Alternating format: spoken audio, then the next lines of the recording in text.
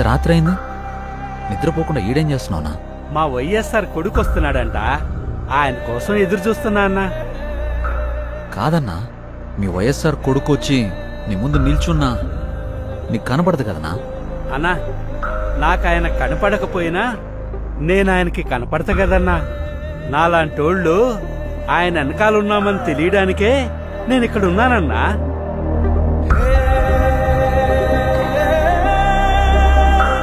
తండ్రి పోయాడనుకుంటే కొడుకొచ్చాడు.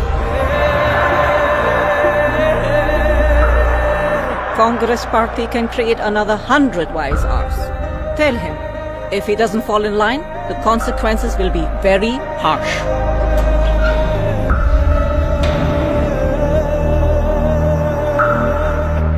ఉన్నదంతా పోయినా పర్వాలేదు అని తెగించిన జగన్ లాంటోడితో యుద్ధం చేయడం మనకే నష్టం మేడం.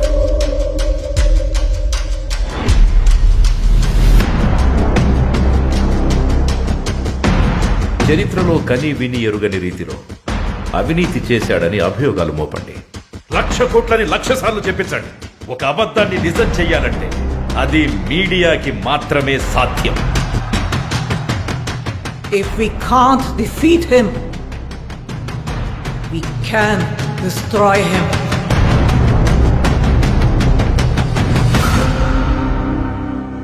చరిత్ర నన్ను గుర్తుపెట్టుకుంటుందో లేదో నాకు అనవసరం అన్నా, కానీ ఒకవేళ గుర్తుపెట్టుకుంటే తండ్రి కోసం ఇచ్చిన మాట తప్పని కొడుకుగా మీరన్నా ఆ చరిత్ర గుర్తుపెట్టుకుంటే చాలన్నా.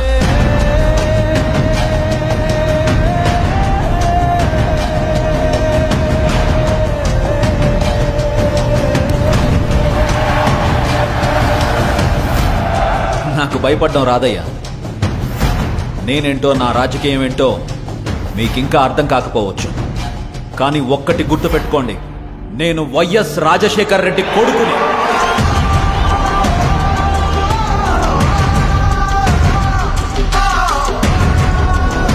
నా రాజకీయ ప్రత్యర్థినైనా శత్రువునైనా ఓడించాలనుకుంటానే కానీ మీ నాయకుడిలాగా వాళ్ళ నాశనం కోరుకోనయ్యా.